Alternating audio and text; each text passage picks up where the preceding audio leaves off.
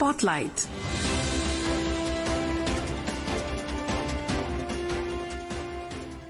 This is Akashwani. In the program Spotlight, now we bring you a discussion on Chenab Bridge, an engineering marvel boosting infrastructure and connectivity in Jammu and Kashmir. The participants are Arunendra Kumar, former Chairperson, Railway Board, and Ashwini Srivastava, journalist. It is the big day for the country and especially for the people of Jammu and Kashmir. Prime Minister Narendra Modi today flagged off a Vande Bharat train, and this train will connect Srinagar Valley with Jammu, or we can say with the rest of the country. It's a very historic day for the whole country and especially for the railway. We have with us in studio Arunendra Kumar sir, who has been former Railway Board Chairman, has a extensive experience in railway. How do you see this feat, historic feat for the country? This was the moment not only railwaymen but the whole country was waiting for. And the reason was that terrain was so challenging. How to make a tunnel which is free from all the kinds of pressures of terrain in that area. When the work started, there was a lot of extremist activity, terrorists disrupting everything. So you progress further and these things will bring you back now. Under the current government, the things have changed with the Prime Minister Modi being on the seat. There is a lot of seriousness in the whole thing, and that's what we see today. That first of all, he inaugurated Katra station in July 4, 2014, and now we have direct connectivity to Srinagar. That's a very big thing. 110 kilometers were balanced, out of which 90 kilometers plus is tunnels. It's not a small thing. Perhaps nowhere in the world we have a mountain railway like this. Of broad gauge. That is very important. Worldwide it is standard gauge. We are taking a train broad gauge 5 feet 6 inches into the valley, and that's a very big monumental change for the whole country and connectivity for Jammu and Kashmir, for tourism, for the people of Jammu and Kashmir, and for the political wisdom of the Prime Minister Modi. Sir, how will it help people of Jammu and Kashmir? I mean, will it help in increasing employment, job opportunities, connecting people? As you said, tourism is going to be a big beneficiary out of it, tourism sector. So many things. Tourism is the backbone. It was there before. Now it will flourish further because people can come faster and go back faster. But what will be more important are the products of Kashmir. The economic output of Kashmir will be easily available all through the country. The wooden tiles, the apples, and any other thing which you name. Kashmiri handicrafts, they will all come to every part of the country. Easy accessibility, the people who are the businessmen can go there, they can come here. When you have interaction, free mobility, and uninterrupted mobility, then economy automatically booms. It's a net output. When these things you provide, then the people are intelligent. I've been to Jammu and Kashmir so many times. I've talked to the youth of that place. They're very intelligent, very knowledgeable. Only now they get an opportunity to show what they are to the whole Indians and to the world. So railway through its trains connects people. People to people connect is also provided by railways. Why it took such a long time to providing rail service to this area? Is it only because of terrain, or there were certain other difficulty that were faced by the railways? Let us first put it in the right context. Valley has no mountains. So the rail inside the valley has been running for a very long time. Kazikund to Baramulla, you have internal connectivity, 2-line interconnectivity, one going up, one coming down, and every stations, all stations stopping. So internal connectivity improved tremendously. That was sometime in early 2000. But getting into this Jammu area, we could reach Katra also very fast. Udhampur Katra was not that difficult also. But this Katra section to Banihal area and the Banihal to Kazikund, that was troublesome, as I mentioned. Terrain was primarily because if you see 2 big bridges which have come up, 90 kilometers of tunnels, no project in the world, and that too unpredictable. You make a tunnel, you find that there's a water reservoir, it gets flooded, it gets squeezed, it gets ooze from the bottom. So you got to have a new technology every time when you reach such kind of predicament. So it's a terrain, basically. It was never a shortage of funds. It was a national project. Never shortage of willpower. Nobody was refusing to go there. People were willing to. Initially, there was a terrorist issue, but now present government being there and slightly as before, that's all narrowed down. Almost zero. It's not there at all. There is also a challenge in ensuring safety and security of this railway link. How will that be ensured? Because you see that you also mentioned this area has been suffering from extremism, terrorism. That has been a constant problem, though we have checked them effectively. See, now the security and safety issue has taken a complete twist or complete change from what we initially felt. Now the issue is that whatever wonderful things we have made, we must secure it so that it runs without any problem.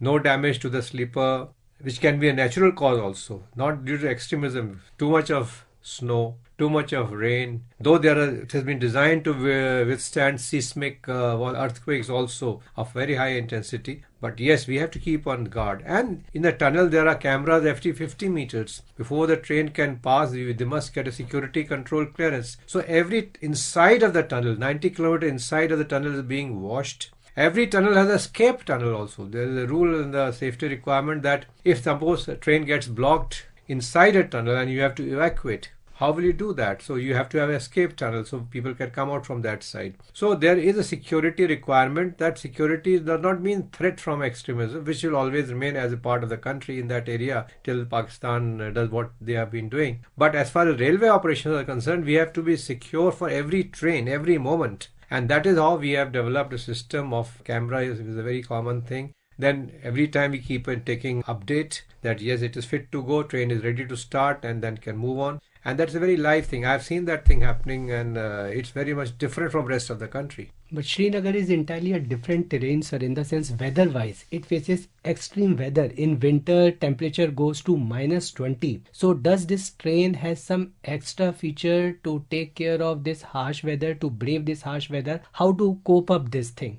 Yes. Now we have sufficient experience of harsh weather because the train has been operating in Srinagar Valley. The thing is that when water condenses, the ice volume increases, so pipeline may burst. So you have to have an arrangement so that water does not get solidified. You keep on heating the water. The temperature inside, irrespective of what is outside, must be congenial enough that people don't need a blanket. The toilets must operate. And the tracks must be clear of snow. For a few days, few hours, you may not have that because the snow is so hard. But if the track is, there are of course very strong safety protocols that how much of snow is allowed on the track, how much you should stop working and wait for the snow to get out of the way. So all that is very much there. And this heating, as I mentioned, water and inside controls for people to be safe enough, all that thing is very much there. Right. There is also one of the highest railway bridge over the Chenab river there.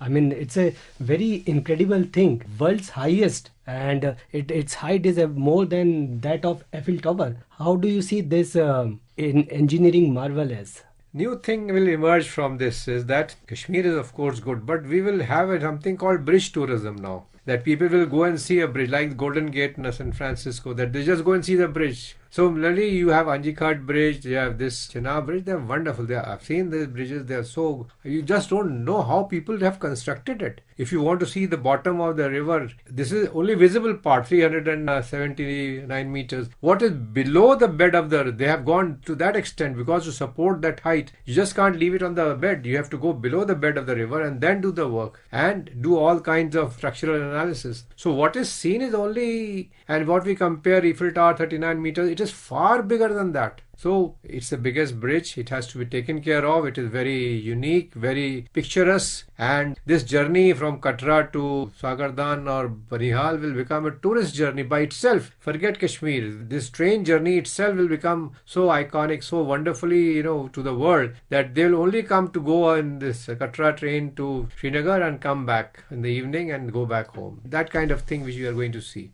Prime Minister Modi in his speech also talked about two engineering marvels, Chenab Bridge and Anje Bridge. Let's listen into what exactly he said about them. साथियों, Chenab bridge हो या फिर अंजी bridge, ये जम्मू की और कश्मीर की दोनों क्षेत्रों की समृद्धि का जरिया बनेंगे. इससे टूरिज्म तो बढ़ेगा ही, इकोनॉमी के दूसरे सेक्टर्स को भी लाभ होगा. जम्मू और कश्मीर की रेल कनेक्टिविटी दोनों क्षेत्रों के कारोबारियों के लिए नए अवसर बनाएगी. So initially 2 pair of trains are being run. Do you feel there would be a need to increase the number further or the speed? Already this travel time would be reduced by 2 to 3 hours between Jammu and Srinagar through this Vande Bharat, no?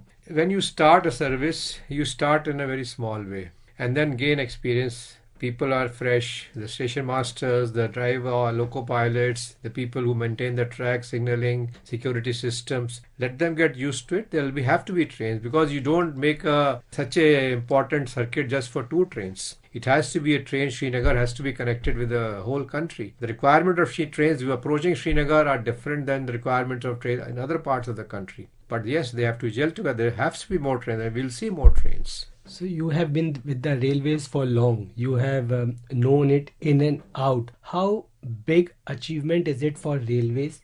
And I would also like to know as to, in past 11 years, how much this government has put in efforts to increase rail infrastructure or rail connectivity between Jammu and Kashmir, not only between Jammu and Kashmir, but with the rest of the country as well. So the first question about the project, I suppose will be the biggest project in the whole world. Forget India. This kind of thing, you see hill railway 15 kilometers, 20 kilometers, 55 kilometers in Europe, small gauges, few trains going just to take tourists and back. Here you are transporting the whole state of Kashmir and Jammu and Kashmir back to India and then Indians back to Kashmir and a broad gauge. So it's not just one project, it's a project of the whole biggest in the world. You don't see anywhere of this sort.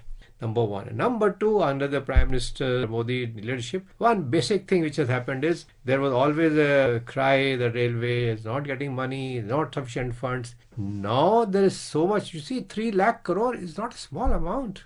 In 1 year, you spend 3 lakh crore, you divide it by 365, how much you have to spend every day? It's not a small thing. So this kind of comfort of funds availability with political will, clearances, state government responding and railway also responding to the challenge. It's a very big morale booster for the Indian Railways from all sides. So the railway can't have better time than what we are having today under the Prime Minister Modi's regime. Let's listen into what Prime Minister Narendra Modi said in his speech. Kashmir से कन्याकुमारी ये अब railway network के लिए भी हकीकत बन गया है। उधमपुर, श्रीनगर, बारामूला ये रेल लाइन प्रोजेक्ट ये सिर्फ नाम नहीं है, ये जम्मू कश्मीर के नए सामर्थ्य की पहचान है। What all efforts these railwaymen and all the other stakeholders went through to achieve this big milestone? If you could just give an outlook as to what all they had to brave while constructing what we are seeing today, It's very historic for the country to see, but what all went through behind it, that others may not know. First thing is that when you lay a track, you have to acquire land. Now, people of Kashmir did not agree. Why should I give land to somebody else? That to railways. Their railway will never come. They had no faith, no trust. But slowly and slowly, when they started, Jammu's got... Initially, when we joined railways, even we were going up to Pathankot. Pathankot to Jammu came, Jammu to Udhampur came. Then the realization comes that, okay, it's good for us. So they started agreeing to give land, of course, with very good compensation. That is very important. Second thing is when you start laying a railway, you just don't take a rail and start laying it. You have to make a road. So I think hundreds of kilometers of roads have been made for the benefit of people who live there because they have to take material to the site. And who will work for that site? Employment. We are people of that area who are wanting to work in those kind of situations with that skills. They are employed. So that's a big boost to them. So that is how it comes. And in the process, the people open up in the sense that, yes, this is a good thing and they will start owning. Srinagar Valley, we have not had a single instance of a situation where trains have been attacked and anything gone wrong with the train. They have been shouting. No, nothing of that sort. So you explain in detail to us about the different benefits that the people will have or experience through this railway link. Thank you so much for talking to us. Thank you. Thank you very much. You were listening to a discussion on Chenab Bridge, an engineering marvel, boosting infrastructure and connectivity in Jammu and Kashmir. The participants were Arunendra Kumar, former Chairperson, Railway Board, and Ashwini Srivastava, journalist. This program was produced and presented by the News Services Division of Akashvani. Spotlight.